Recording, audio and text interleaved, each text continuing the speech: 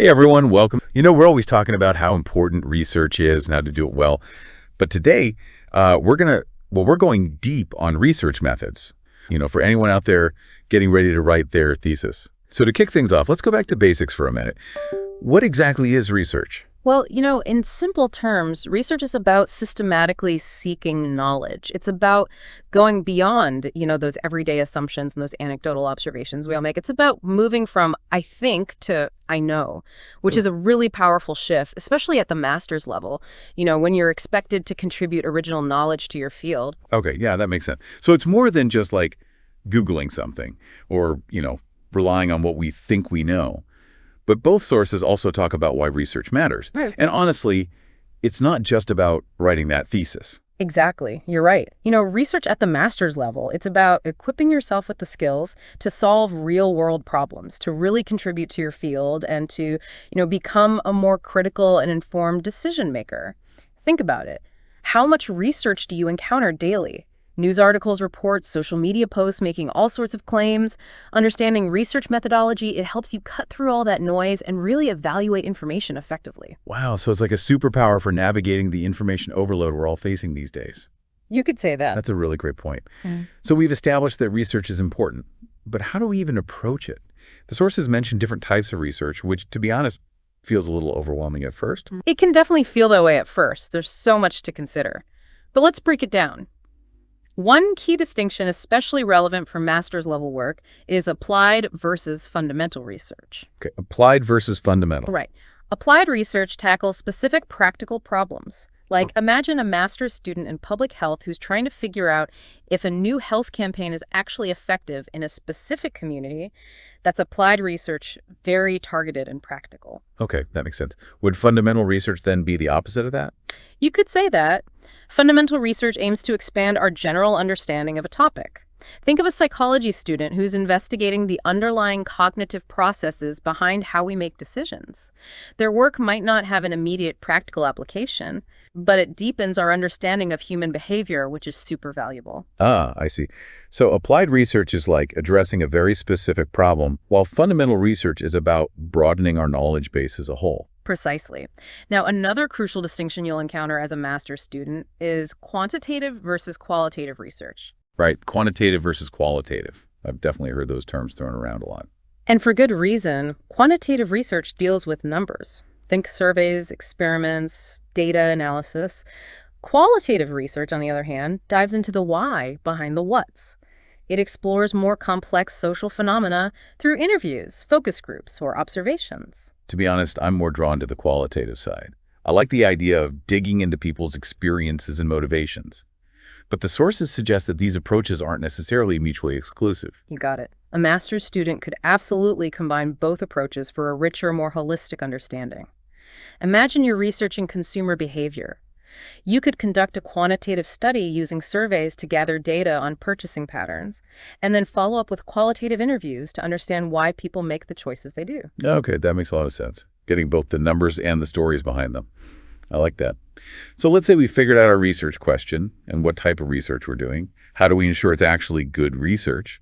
The sources seem to place a lot of emphasis on research quality. And for good reason. Research methods. A practical guide focuses on 4 key concepts of quality: reliability, validity, generalizability, and of course, ethical considerations. Let's start with reliability. Okay, reliability. Does that basically mean that my research methods are sound and transparent enough that someone else could replicate my study? Exactly. It's about building trust and demonstrating that your findings aren't just a fluke. Research methodology, an introduction talks about the importance of meticulous documentation for this very reason. If you're a master's student in engineering and you're presenting your thesis, being able to clearly explain how you arrived at your conclusions, it allows others to follow your steps, potentially replicate your research, and even build upon your work. That makes a lot of sense. It's like showing your work in math class so everyone understands how you arrived at the answer. What about validity? I feel like that's something a lot of students struggle with. It's definitely a key concept to grasp. Validity is all about making sure you're actually measuring what you intend to measure. Your data needs to be relevant to your research question. Imagine you're studying stress levels in nurses, but your survey only asks about their workload and not emotional strain. Okay. Your data might not be truly valid because it's missing a crucial aspect of what you're trying to measure. Oh, that's a really good example. So it's not just about collecting data, it's about collecting the right data. Yeah, What about generalizability? I know that master's level research is often smaller in scope. that's right. And generalizability asks how far we can apply findings beyond a specific study. Research methods. A practical guide acknowledges that master's level research might not always have broad generalizability, but you can still demonstrate its relevance to wider contexts. Maybe by connecting your findings to existing theories or suggesting avenues for future larger scale research? Right, so even if my research is focused on a specific group or situation, I can still show how it contributes to the bigger picture. And of course, we can't talk about research quality without discussing ethics. Absolutely. Ethical considerations should be embedded in every stage of the research process. Both sources really stress the importance of respecting participants' privacy, obtaining informed consent, and ensuring data confidentiality. Imagine a master's student in social work conducting interviews with a vulnerable population. They need to be incredibly careful about protecting their participants' identities and well-being. That's a heavy responsibility for sure. It sounds like ethics is about protecting the participants and maintaining the integrity of the research itself. Well, precisely. Okay. Now let's move from the why and the what of research to the how. Both sources provide a sort of roadmap for the research process. And while every project is unique, there are some common steps that can guide you. This is what I'm most curious about. It feels like we're finally getting to the practical stuff. Absolutely. And it all starts with formulating a clear research problem. This is where you define the scope of your investigation and ask a specific, focused research question. Think of it like this. A well-defined research question is like a compass. It keeps you on track and prevents you from getting lost in a sea of data. Okay, I like that analogy. Yeah. So instead of asking something vague like, what do consumers think about this product? And they need to be more specific. Exactly. You might ask something like, what are the key factors influencing millennial consumers' purchase decisions for eco-friendly clothing? See how that's more focused and measurable. It gives you a clear direction for your research. I see. So once I have my compass, my research question, what's the next step on this journey? Both sources emphasize the importance of a thorough literature review. And this is where a lot of students get tripped up. It's not just about summarizing what others have done, it's about identifying gaps in existing knowledge, building on previous research, and making sure you're not reinventing the wheel. So it's like joining a conversation that's already in progress. I need to know what's been said before I can contribute something new. That's a great way to put it. And for master's students, a solid literature review demonstrates a good understanding of the existing scholarship in their field. It shows that you've done your homework and are ready to contribute something original. All right, so I've formulated my research question, done my literature review. What's next? Next comes the development of hypotheses, if they're relevant to your research. These are testable predictions based on your research question and the existing literature. So are hypotheses like a roadmap for my research journey? They help determine where I'm going and how I'll get there. You got it. For example, a master's student in education might hypothesize that students who participate in peer tutoring programs will show significant improvement in their math scores compared to those who do not. It's a clear, testable prediction that guides their research. Okay, that makes sense. So we have a question, we've reviewed the existing research and maybe even formulated a hypothesis. What then? Then comes the research design. This is where you figure out how you're going to test your hypotheses or explore your research question. There are many different designs to choose from: experimental, non-experimental, qualitative, quantitative, quantitative souls. The choice really depends on your research. Question your resources and what kind of data you need. It sounds like choosing the right research design is like choosing the right tool for the job. Exactly. You wouldn't use a hammer to screw in a light bulb. Right. Choosing the wrong research design can sabotage your whole project. Just like using the wrong tool can lead to disaster in a DIY project, research methods. A practical guide actually does a great job of breaking down the different designs so you can understand their strengths and weaknesses. Sounds like an essential read. Okay, Research design is sorted. What's the next step on this research roadmap? now you need to figure out who you're going to study. That's where sampling comes in. Both sources emphasize choosing a sample that's representative of the population you're interested in. This is particularly important for quantitative research, where you often want to generalize your findings to a larger group. Since I'm likely working with a smaller group for my master's research, how do I make sure my sample is representative? That's where techniques like purposive sampling come in. You carefully select participants who can offer the most relevant insights for your specific question. Makes sense. So it's not just about random selection, it's about strategic selection. What happens once I've chosen my sample? Then it's time for the exciting part, data collection. There are tons of ways to do this. Surveys, interviews, experiments, observations, focus groups, research methods. A practical guide gives a great overview of different data collection methods and helps you choose the ones that best fit your research question and design. It's like having a toolbox full of different instruments, each with a specific purpose. All right, so let's say I've collected all this data. Now what? This feels like the part where a lot of students get overwhelmed. It's definitely where things can get tricky. Now comes data analysis and interpretation. And it's not just about crunching numbers or coding qualitative data. It's about making connections, identifying patterns, and drawing meaningful conclusions based on the evidence, research methodology. An introduction really drives this point home. So data analysis is about going beyond just summarizing the data and actually extracting insights from it, like taking all these puzzle pieces and arranging them into a picture that tells a story. That's a great analogy. And research methodology. An introduction reminds us to interpret those findings within the context of existing literature and any limitations of our study. Research is an ongoing process, and our findings are just one piece of a much larger puzzle. Right, I think I'm starting to see the bigger picture here. So I've designed my research, collected the data, analyzed it, and interpreted my findings. What's the final step? The final step is reporting those findings, and this is where all your hard work culminates in a well-written research report, thesis, or dissertation research methods. A practical guide is a great resource for this stage. It guides you through structuring your report, presenting data clearly, and drawing logical conclusions. Think of it like sharing your discoveries with the world. So it's not just about getting the research done, it's about communicating it effectively, making sure your research has an impact and reaches the right audience. Precisely. But there's a lot more to unpack when it comes to the research process, and there are unique challenges that researchers in India face, like a lack of structured methodological training. In many institutions, research methodology, an introduction, really highlights this. It's like sending someone into a game without even teaching them the rules first. Yeah, that doesn't sound like a recipe for success. I guess it speaks to the importance of, being proactive and seeking out additional training opportunities, maybe workshops or online courses, to really hone those research skills. Yeah. Exactly. Another challenge the book points out is the disconnect between universities and industries. These two worlds should be collaborating, but often end up operating in silos. That's a really interesting point. I hadn't thought about it that way before. So not only does this limit the practical applications of research, but it also deprives academics of real-world insights that they could be incorporating into their work. Precisely. And let's not forget about the issues of data access and confidentiality, which can be particularly tricky in India. Privacy concerns, bureaucratic hurdles, these can make it incredibly tough to actually get hold of the data you need. It's like trying to solve a puzzle with half the pieces missing. I can definitely see how that would be a major obstacle. Yeah. What about the issue of research duplication? I feel like I've heard that this is a big problem in India. It is. Limited awareness of existing research coupled with, maybe a lack of resources for comprehensive literature reviews. It can lead to a lot of wasted effort. It's like everyone's trying to reinvent the wheel when they could be building a car. So if I'm a master's student in India, what can I do to navigate these challenges? Sounds a bit daunting, to be honest. It's about being resourceful, being persistent, and being proactive.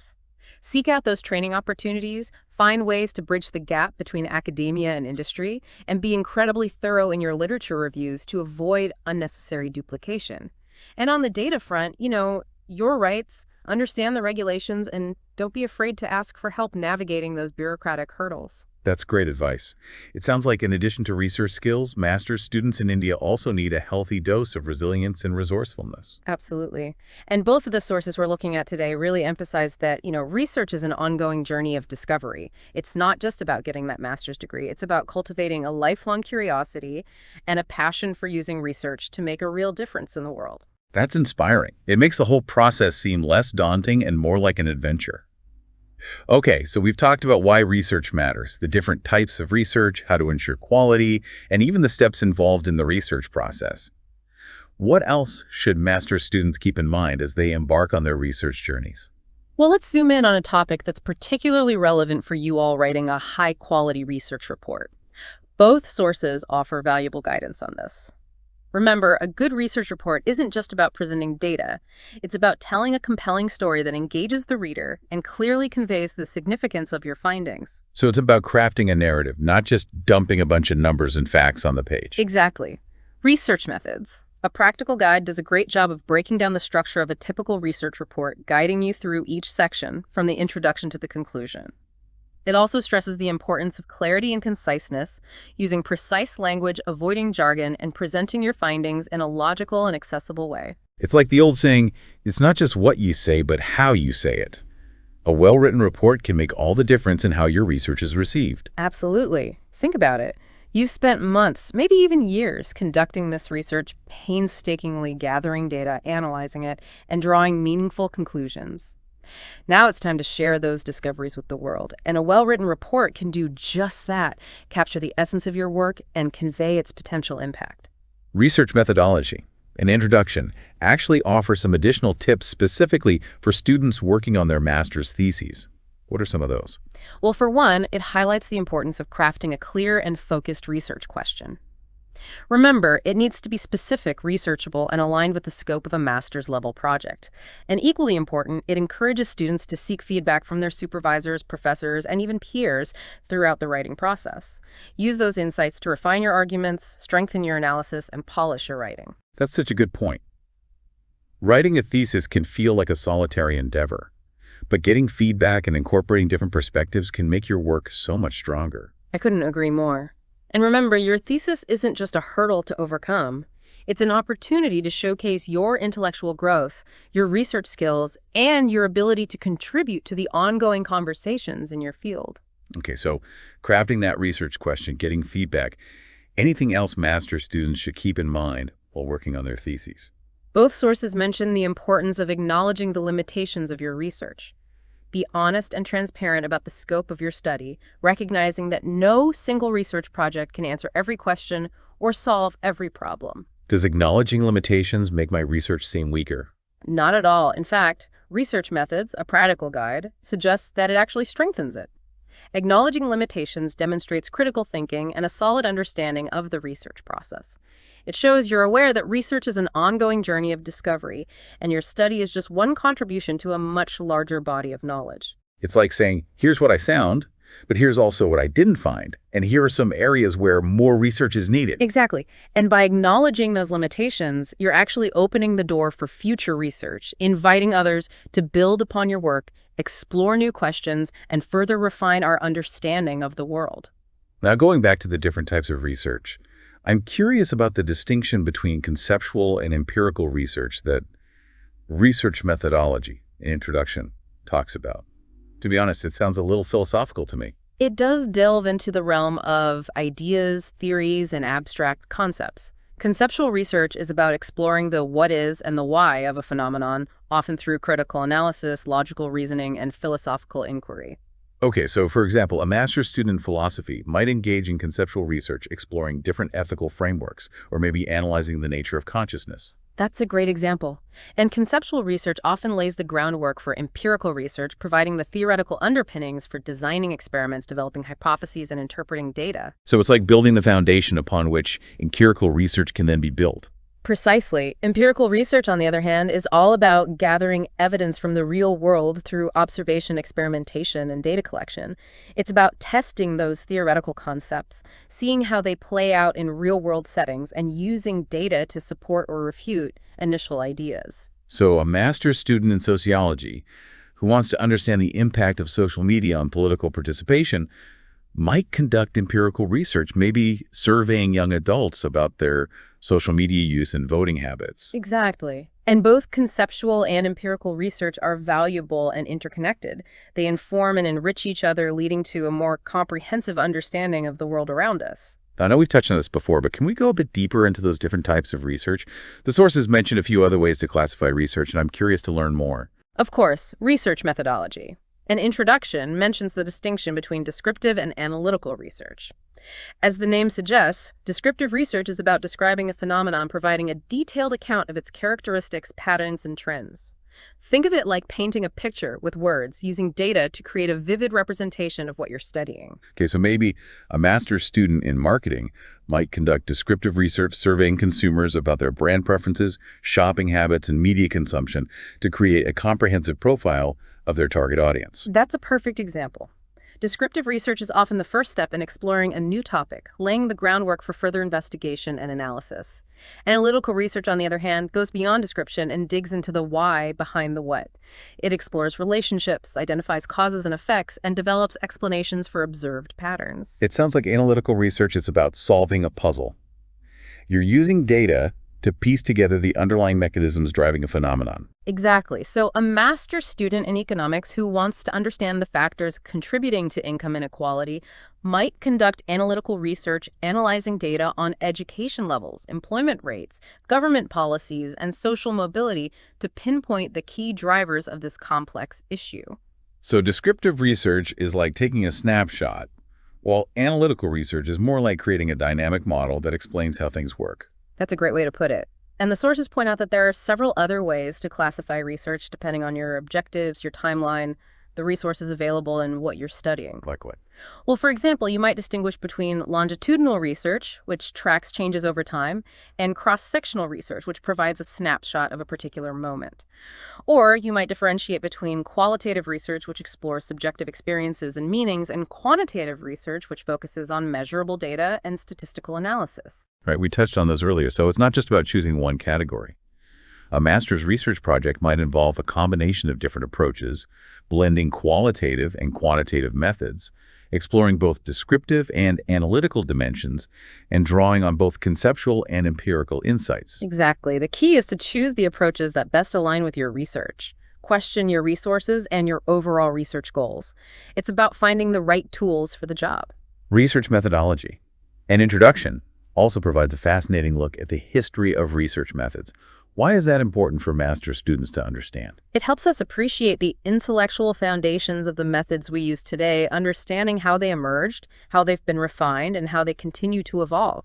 It's like tracing the lineage of an idea, seeing how it's been passed down and shaped by different contexts. So having that historical awareness can help us avoid repeating past mistakes, learning from the successes and failures of previous researchers, and building on those insights to create even better research. Precisely. And research methods. A practical guide then jumps into the specific steps of conducting research, offering a practical roadmap for navigating the process from start to finish. Okay, but I thought we already covered the research process. There's something else we missed. Well, we touched on the general steps, but this book provides more in-depth guidance on each stage. It offers tips on defining your research problem, conducting that thorough literature review, developing testable hypotheses, choosing data collection methods, analyzing your data effectively, and of course, drawing meaningful conclusions. It's like having a mentor guiding you through each step and helping you avoid common pitfalls. So even though there's no one-size-fits-all approach to research, these practical tips can help master's students feel more confident and prepared. Absolutely. And while both sources emphasize a structured and systematic approach, they also acknowledge the importance of creativity and intuition in research. That's a bit surprising. I thought research was all about logic and objectivity. Those are definitely essential, but research is also a dynamic process. Sometimes the most groundbreaking discoveries come from unexpected findings, those serendipitous moments that lead you down a new path and reveal something totally unexpected. So it's about being open to new ideas and adapting your approach as needed. Exactly. Now let's revisit the idea of choosing the right research methods. Research methodology. An introduction stresses that each method has its own strengths and weaknesses, its own set of assumptions, and its own limitations. It sounds like I need to carefully weigh my options and choose the methods that are best suited for my specific research question. You got it. Think of it like choosing the right tool for the job.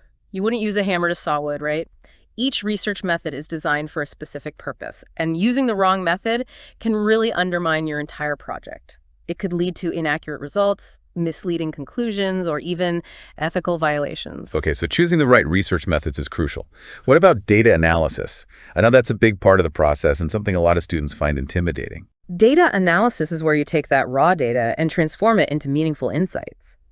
Both sources provide guidance on different data analysis techniques, from basic descriptive statistics to more complex inferential statistics and qualitative coding methods. So data analysis is where the magic happens. It's about taking all those numbers and observations and finding the stories they tell. That's a great way to put it. And both sources emphasize the importance of choosing the right techniques for your specific data set, making sure your analysis is accurate, reliable, and appropriate. It sounds like data analysis is both an art and a science, requiring technical skills, critical thinking, and a dose of creativity to unlock the secrets hidden within the data. Absolutely. And it's also an iterative process, often involving multiple rounds of analysis, refinement, and interpretation as you dig deeper into the data. Okay, so we've analyzed the data. What about interpretation? How do we make sense of those findings and connect them back to our research question? Research methods. A practical guide has some great tips for this. It's about going beyond just summarizing the data, weaving a narrative that explains the why behind the what, and highlighting the significance of your findings. So interpretation is where I bring my own insights and expertise to the table, connecting the dots, identifying patterns, and making sense of what the data is telling me. Exactly. And it's also where you acknowledge the limitations of your study, remembering that no single research project can provide all the answers. Right. We talked about that earlier. Acknowledging limitations is about being honest and transparent, and it actually strengthens the research rather than weakening it. Precisely. But before we move on to the final stage of reporting your findings, there's another aspect of research we need to discuss. It's all about communication. You can conduct the most groundbreaking research, but if you can't communicate your findings in a way that engages and informs your audience, its impact will be limited. That makes sense. Oh. It's not enough to just do the research. We also have to share it effectively. Both sources seem to emphasize that point. They do. And, research methods. A practical guide offers some really helpful advice on writing a clear and concise research report.